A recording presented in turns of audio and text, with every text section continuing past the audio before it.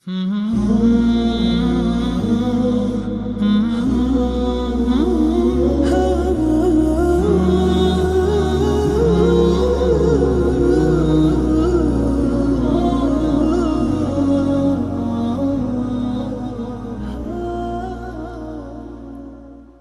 الله الرحمن الرحيم. الحمد لله رب العالمين، وأصلي وأسلم على سيد الأولين والآخرين نبينا محمد وعلى آله وأصحابه ومن اهتدى بهديه واستنى بسنته إلى يوم الدين. اللهم إنا نسألك علما نافعا ورزقا طيبا وعملا متقبلا آمين. أما بعد، يشني وجيغايك أبو شجاع رحمة خالي بدفرمي: ويتجرد الرجل عند الإحرام من المخيط ويلبس إزارا ورداء أبيضين. ويتجرد الرجل بياو خوي رد كاتو دايدني عند الإحرام من المخيط لكاتي ديوي إحرام ببستي، يعني بيش أوينيتي إحرام ببستي من المخيط، هەرچیەک خیاڵتە کرابێ، هەرچیەک دوورابێ، خۆی دەور لە جەستە بدا، وەکو فانیلە، وەکو قەمیس، جا جلی سەرەوە بێ یا جلی ژێرەوە بێ، گۆرەوی بێ، ئەوانە هەموو دادەنێ. ويتجرد الرجل عند الإحرام من المخيط، ئەی چ لەبەر دەکا؟ ويلبس إزارا، پشتەماڵێک کە نەدووراوە، یعنی ئەو خامەسپی ئیحرام کە دەهێنرێ، ئیزار ئەو جلەیە کە ناوکو بەرەو خوارەوە دادەپۆشێ، ئیزارێک دادەپۆشێ کە ناوکو بەرەو خواری پێ لەبەر دەکا، ئیزارێک دەپۆشێ کە ناوکو بەرەو خواری پێ دادەپۆشێ. وەریداءەن، ریدایش ئەو جلەیە کە ناو بەرەو سەر دادەپۆشێ. ئەبیەضین، سوننەت وایە هەردووچیان سپی بن، کەوابوو بەو جلەوە ئەنجا نیەتی ئیحرام دەهێنێ، ئەنجا ئیحرام دەبەستێ. ئەنجا ڕەحمەتی خوا لێ دەفەرمێ: فەصل ويحرم على المحرم 10 أشياء. دەشت لەسەر ئەو کەسە حرامە کە لە ئیحرامدایە، یعنی ئەگەر کردنی خوێنی دەکەوێتە سەر. خوێنەکە چییە؟ دوای ئینشاء الله باسی دەکەین. یەکەمیان لوبس المخيط، طبعا باشە دوای باسی دەکەین ئینشاء الله. لوبس المخيط، لەبەرکردنی جلی دووراو، وەکو گوتمان جلێ کە ئاوا دەکرێتە بەر، خۆی دەور لە لاشە دەدا. گۆرەویش گوتمان بە هەمان شێوەیە، پێڵاویش هەر هەمان شێوەیە، هەمان حکمی هەیە. کەوابوو ئەوەی لە ئیحرامدایە یان نەعل دەکاتە پێی، یان ئەگەر پێڵاویشی لە پێی کرد دەبێ شتێک بکاتە پێی کە سەری پەنجەکان و پاژنەی پێی بە دەرەوە بێ. یعنی ویست نازم سەندەلی وشتی بێڵن مثلا ئەوە قەی ناکە، ئەمەرجێ پاژنەی پێی لەگەڵ سەری پەنجەکانی بە دەرەوە بێ. کەوابوو لوبس المخيط حرامە لەبەری بکە، با جلی ژێرەوەش بێ، با کەمیش بێ. بەڵام قایش ئاسایی، تەک بەندێک قایشێک مەثەلەن لە ئیزارەکەی ببەستێ بۆ ئەوەی نەکەوێ، ئاساییە. و ئاساییە ریداءەکەشی، جلەکەی سەرەوەشی بخاتە ناو قایشەکەەوە کە لە ناو قەدی بەستوویەتی. و ئاساییە جانتا بکاتە شانی، ئاساییە سەعات لە دەست بکە، ینی ئەگەر گرێشی لێ بدا ئیشکالی نیە. ئەمە ریداءەکەی گرێ بدا مەثەلەن ئیشکالی نیە، وەلو وازدەهێنانی باشترە، وازدەهێنانی باشترە، والله أعلم. وتغطية الرأس من الرجل، وتغطية الرأس من الرجل، يعني ئەم دوانە بۆ ڕەجول بوو، بۆ پیاو بوو. لە دواوە جوتی ويتجرد الرجل عند الإحرام، پیاو نابێت سەریشی دابپۆشێ، نابێت سەری دابپۆشێ، یعنی کڵاو بکاتە سەر، مەندیل بکاتە سەر. بەڵام شتیشی وەکو چەتر ئاساییە، خۆی بداتە بەر سێبەر، ئاساییە. ئەمما ئافرەت بەجلەکەی خۆیەوە ئیحرام دەبەستێ، هەر بەجلەکەی خۆیەوە دەچێتە ئیحرام. بەڵام والوجه والكفين من المرأة، يعني يحرم على المحرم تغطية الوجه والكفين من المرأة، يعني يحرم تغطية الوجه والكفين من المرأة. داپۆشتنی دەم و چاو لەپی دەست، داپۆشتنی دەم و چاو لەپی دەست بەو شێوەیە کە لە نوێژدا باسمان کرد حرامە بەنسبەتی ئافرەتەوە ئەو کاتی کە لە ئیحرامدایە. بەڵام ئەگەر بزانێ پیاوی بێگانە تەماشای دەکا دەتوانێت دەم و چاویدا پۆشێ، بەڵام بە نیقاب نا، بە شتێک کە بە دەم و چاویەوە بنووسێ. وئینەما ئەگەر شتێک ئەوە دارێک تەوقەیەک شتێک لە ڕاستی سەری ڕاگرێ و پەڕۆیەکی بەسەردا بەربداتەوە، وەکو عایشە رەضی الله عنها فەرمێ سەدل، بەڵام سەدل چکە بەردانەوەی ئەو شتە بەسەر دەم و چاویدا بەردەداتەوە، نەک بە دەم و چاویەوە نووسابێ ئاوانەکە. ئەمما داپۆشین نا بە شتێک کە بە دەم و چاویەوە نووسابێت، چونکە ئەگەر وا بکە، ئەگەر زەڕورەت دوای خواست کە وا بکە ئەوە خوێنی دەکەوێتە سەر. هەم طبعا ئەوەی خاڵەکانی کە لەم سێمە بەدواوە بۆ پیاوان و ئافرەتان وەکو یەک، بۆ پیاوانیشە و بۆ ئافرەتانیش. بەڵە سێم وتەرجیل الشعری، تەرجیل لە بنەڕەتدا یعنی شانەکردن، بەڵام ئەو لێرە مەبەستی مجەڕەدی شانەکردن نییە، بەس شانەکردن. وئینەما مەبەست پێی چەورکردنی قژی دەم و چاو و سەرە، بە شتێکی وەکو جێڵ، جەلی، زەیت، هەرچیەک بێت. ئەمما بە تەنیا شانەکردنی موو ئاساییە بە مەرجێ ددانەکانی شانەکە بچووک نەبن، مووەکانی هەڵکەنێ، مووەکانی هەڵکەنێ. کابوو چەورکردن و مەسەڵەن جەلی لێدان و ئەمانەی مووی سەر و دەم و چاو حرامە. وحەلقه، تاشینی موو، جامووی سەر و دەم و چاو بێ یا جێگایەکی دیکەی بەدەنی، هەر جێگایەک بێ بەمان شێوە حرام. ئەنجا لێرە لەبەرەوەی تەلەف و لەبەرەوەی تیابردنە جیاوازی نێوان لە بیرچوون و بە ئەنقەس نییە. یعنی ئەگەر لە بیر بکا زۆر دەست بداتە ڕیشی خۆی ئاوا هەڵیکەنێ ئاگاش لێ نەبێ یەک دانە موو هەڵکەنێ دەبێت مودێک خواردەمەنی بداتە هەژاران، یعنی 620 گرام هەژارانی حەرام. دوو دانە هەڵکەنێ دەبێت دوو مود، دوو دانە 620 گرامی لە غالیبی قوت بداتە هەژارانی حەرام. بیکاتە سێ موو هەڵکەنێ دەبێت خوێنی تەواو بدە، وەکو دوایە دێن ئینشاءالله. وتەقلیم الأظفار، بەمان شێوە نینۆکردن، نە ژن نە پیاو نینۆکیان ناکەن هەتا لەژێر ئیحرامدا بن. هەتا یەک دانە نینۆک لا ببا بیکە مودێکە، دووان مودێکە، سێیان خوێنی تەواو. بەمان شێوە لە بەردەکانی ڕەمی جیماڕ بەردێکی لەبیر چێ مودێک خواردەمەنی دەداتە هەژاران، دوای لەبیر چێ دوو مود خواردەمەنی دەداتە هەژاران، سێیانی لەبیر بچێ خوێنی تەواوی دەکەوێتە سەر وەکو دوایە دێ.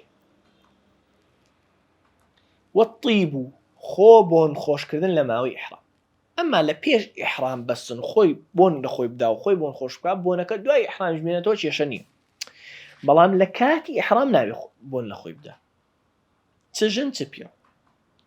وقتل الصید، ڕاوکردنی گیانداری چێوی، یعنی وشکانی، بڵێن چێوی وشکانی گۆشتیشی بخورێ، ئەمە حرامە، حرامە بیکوژێتەوە. یعنی ئاژەڵێکی وشکانی چێوی وەکو ئاسک مەثەلەن کە گۆشتیشی بخورێ، گۆشتی بخورێ، مەثەلەن ئەگەر گورجێک بکوژێ بۆ نمونە حرام نییە. حرامیەتیەکە بۆ ئاژەڵ ئەگە مریشکێک سەر ببڕێ ئەوەش حرام جێت، چونکە مریشک ماڵیە چێوی نییە، ئەگەر مەڕێک سەر ببڕێ شکالی نییە. حیوانەکە دەبێت چێوی بێ و گۆشتیشی بخورێ. هەم لە حرامیەتەکانی کاتی لە حرامکراوەکانی کاتی ئیحرام وعەقد النیکاح، مارەکردن. جا مارە بکرێ ئافرەت نابێ مارە کوڕی حرامە، یا پیا و ژن لە خۆی مارە بکە لە خەڵکی مارە بکە، یان داخوازی بکە لە مەزهەب الحرامە. والوطء جماع كردن، والمباشرة بشهوة دست بازيش اگر شهوتي بجوڵێ هەر حرامە، منی دا بەزیانە مجردی دەست بازی بە شەهوەتەوە حرامە. وفي جميع ذلك الفدية لهمو أمانة فدية هي هر كام لم حرام كراوان بكا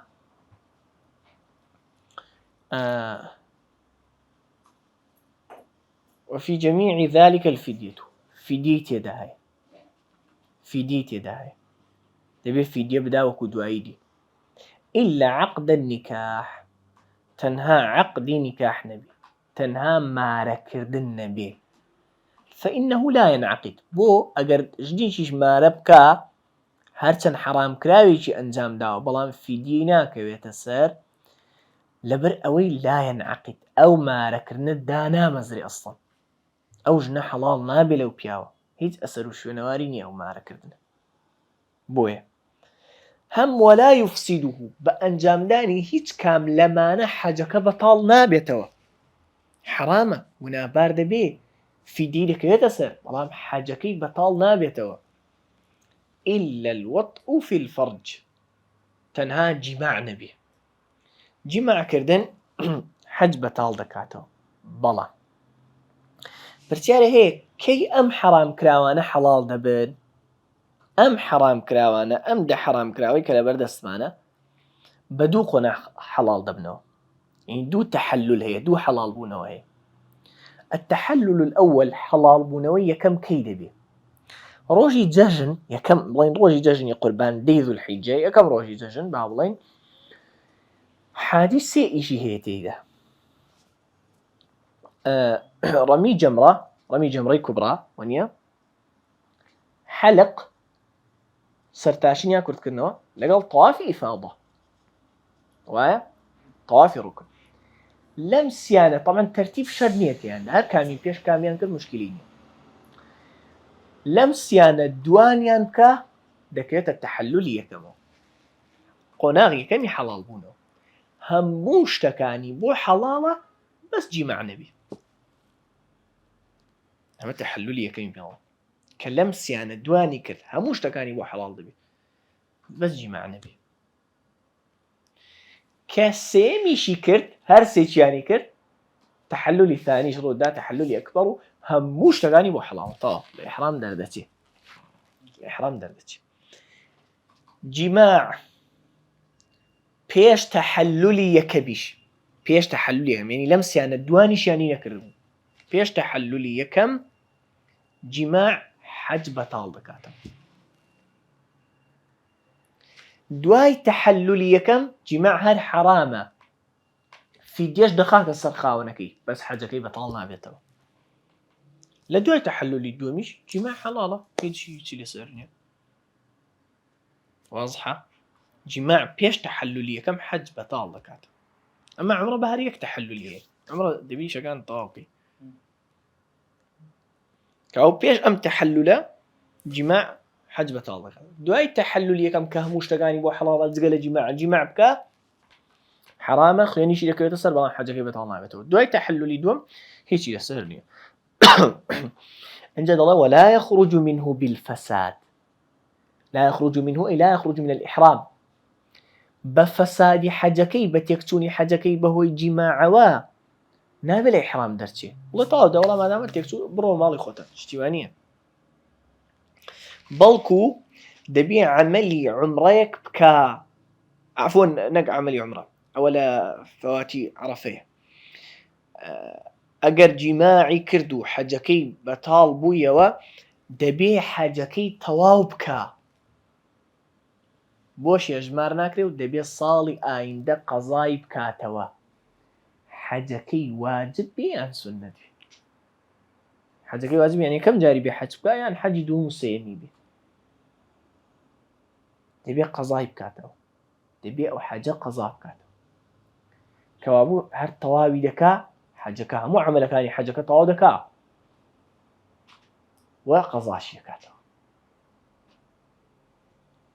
ومن فاته الوقوف بعرفة هركس وستاني لعرفة لكيسو نيتواني نقيشتي إحرامي بستو نقيشت عرفة يان وهي زاني سبي عرفة نية ليه خوت سبي ناتشو عرفة أو روجي هات عرفة كل يوم باب الدنيا عرفة بود زجنا أورو سكا تحلل بعمل عمرتي لا إحرام دردة شيء بأنجام داني عمرك تكون عمره بيوسي بوصان لعرفة نية كارو كردوي عمرك أنجام دا يعني أو إحرامي بستو الطواف دكا سعي صفا مرو دكا سري دتاشي أن كرتي دكاتو دردة شيء إيه وعليه القضاء واجب لسري شيء أو حاجة قضاء كاتو أجر حاجة كسنة تيجي والهدي أجل سربرينش يكيوت السر وقدو أي باسي لك إن شاء الله.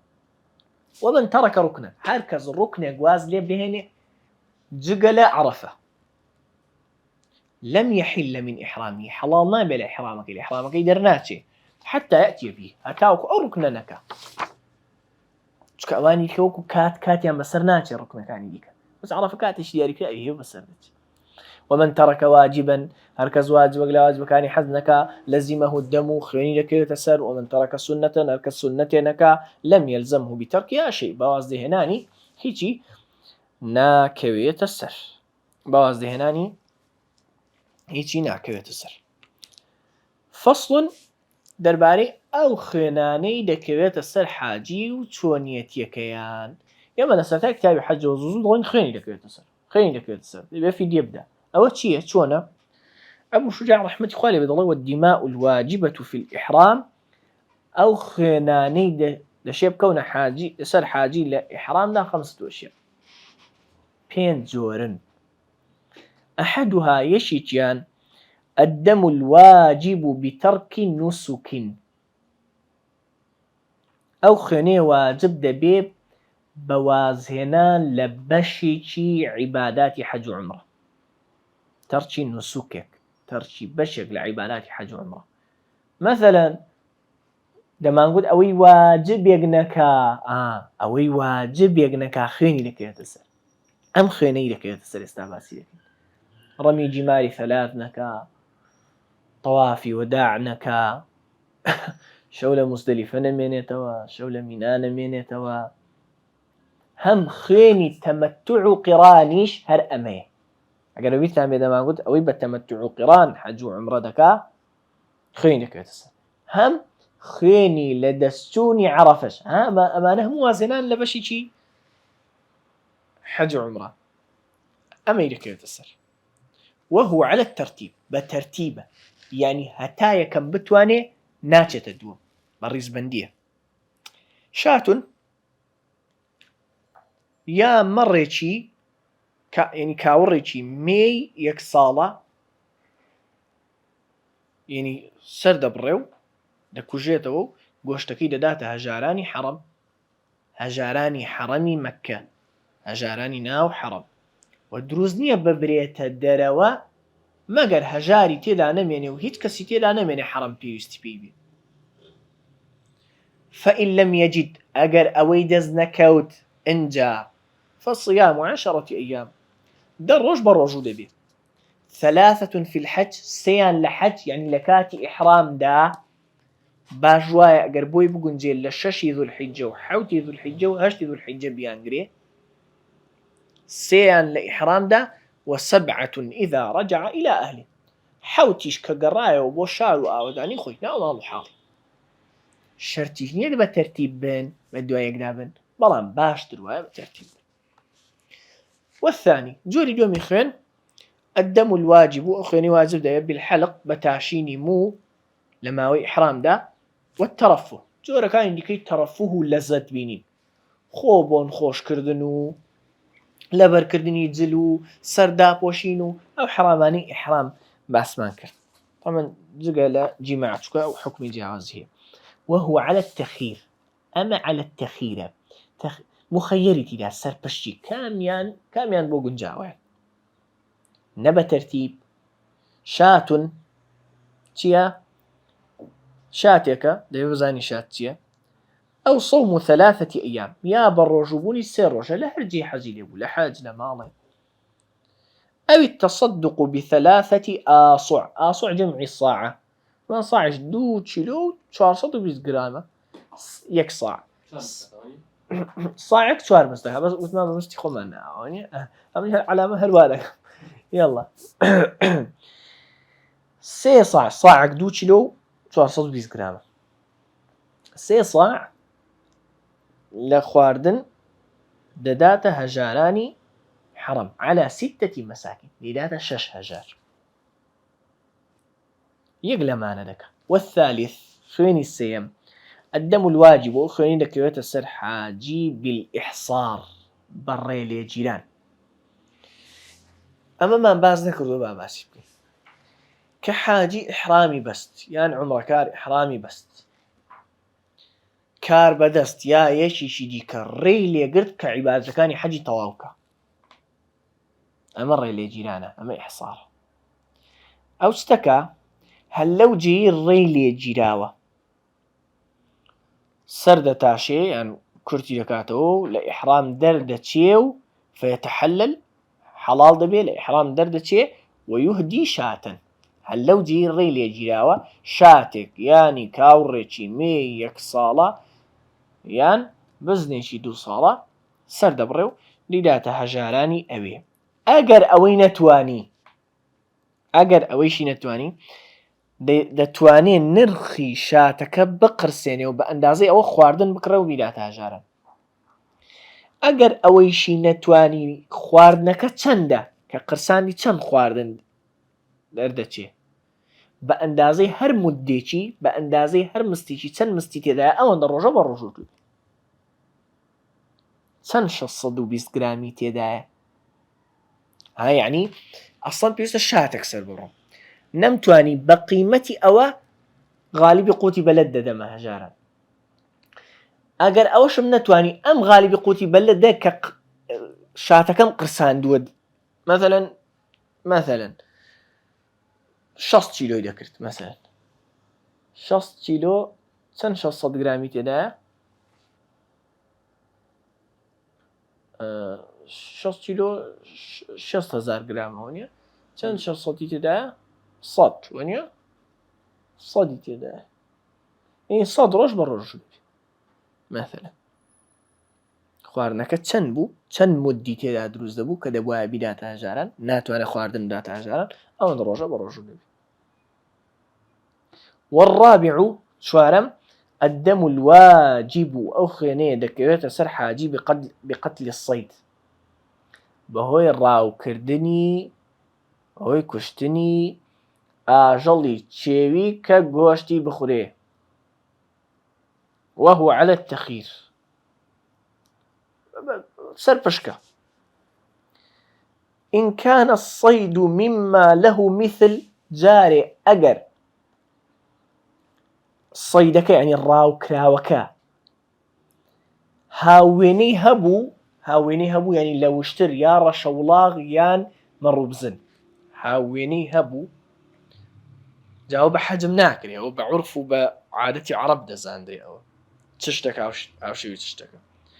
أخرج المثل من النعم مثل هاوێنەی ئەو شتێ ڕاوی کردووە لە نەعەم یعنی لە وشتر و ڕەشەوڵاغ و مەڕووبزن نەعەم یعنی ئەوە کە جەمعەکەی ئەنعامە دەیکاتە خێر یعنی نەعامەیەکی ڕاو کردووە وشترێک دەکاتە خێر کەرەچێویکی ڕاو کردووە مانگایەک دەکاتە خێر کۆترێکیشی ڕاو کردبێ مەڕێک دەکاتە خێر بەس کۆتر هاوێنی هەیە لەناو ئەو باڵندانە. باشە ئەگەر نەیتوانی ئەو ئاژەڵە بکاتە خێر قەوەمەه دەیقرسێنێ نرخەکەی بەخوا نرخی ئەو مانگای کە دەبووە بم کڕی بووایە مەسەلەن وەڵا 3 ملیۆنی دەکرد ئەم مانگام دەست ناکەوێ یا مەسەلەن پارەکەم دەست ناکرد 3 ملیۆنی دەکرد بەو 3 ملیۆنە دەبێ خواردن بکڕم بیدەمە هەژاران واشترى بقيمته طعاما بقيمة نرخي دەبووە بەو ئاژەڵەی بدەم خواردن دەکڕێ وتصدق به دیکاتە خێر یعنی دیداتە هەژارانی حەرەم.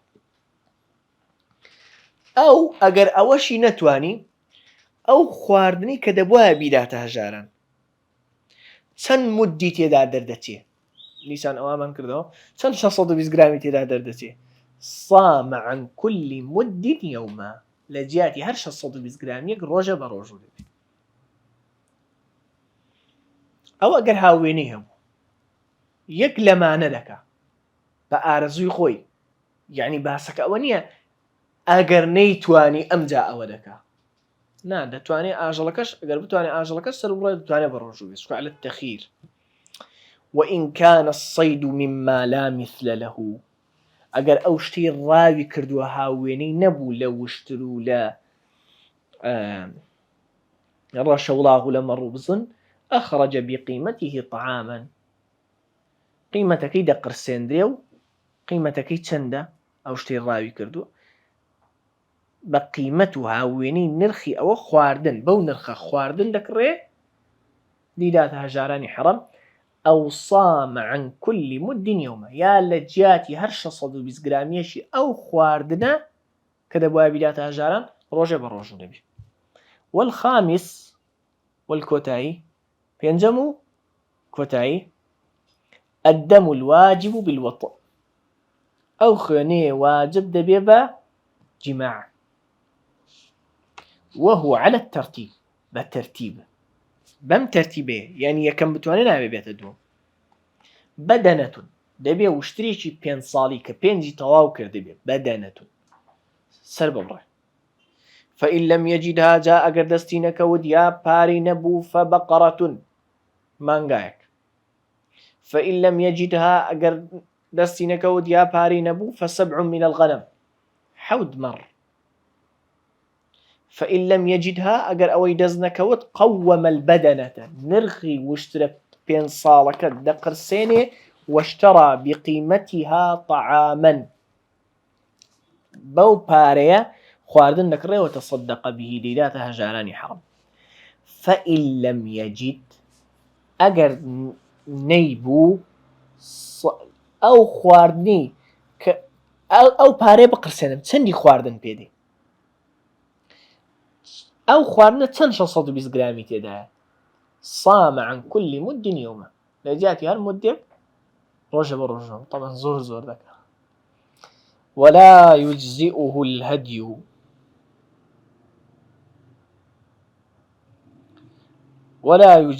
الهدي اینجا شتێکی کە هەیە لێرە تا ئەو ڕۆژوانە ئەوەندە زۆر نەبن مەسەن دەتوانێت نیوەی خواردنەکە بدە ئەو خواردنی کە قەرارە بداتە هەژاران دەتوانێت نیوەی بدە دەتوانێت نیوەی ئەو نیوەی بدا و نیوەکەی کەی بە ڕۆژ و تەواوکە دەتوانێت 3 چارێکی خواردنەکە بدا ئەوەی دیکەی نییە ئەو چارەکەی ماوەتەوە بە ڕۆژ و تەواوی دەکا اینجا دەڵێ ولا يجزئه الهدي ئەم هەدی و پێشکەشکردن و سەربڕینەی ئاژەڵ مجزئ نییە بەس نییە واجبەکەی لە کۆڵ ناکاتەوە ولا الإطعام خواردندانە هەژارانیش إلا بالحرم مەگەر لە حرم نەبی دەبێ لە حرم بێ هەم ئاژەڵ سەربڕینەکە هەم سەدەقە و بەخشینەکەش و ئەگەر واجب بوو لەسەری وەکو لەو حاڵتانی ڕابردوو نابێ نەخۆی نەدەوڵەمەندە و گۆشتە بخوا دەبێ هەمووی بدرێتە هەژارە بەڵام ئەگەر هیچ کام لەوانەی ڕابردوش ڕووی نەدابێ هێشتا سنەتە حاجی ئاژەڵ وەکو سنەت سەر ببڕێ لەوێ مادام ئەوە سنەتە یعنی واجب نەبووە لەسەری نەکەوتۆتە سەری ئەو خوێنە هەر سنەت وەکو خێر دەکا ئاسایی خۆی لێی بخوا ئاسایی بداتە دەوڵەمەند دانیش ويجزئه أن يصوم حيث شاء لا أرجو بروجو بأساية قالوا سيروجا نبي كوتمان لا إحرامه بروجو دبي لحالتي كم أنجا لكوتايل أبو شجاع رحمة خوالي بدليه ولا يجوز قتل صيد الحرم أجلي تشيوي سنوري حرم سنور كيما باسكر طبعا لباكر ومزقوتي عائشة رضي الله عنها لا غرب وحديبية لا شرقوة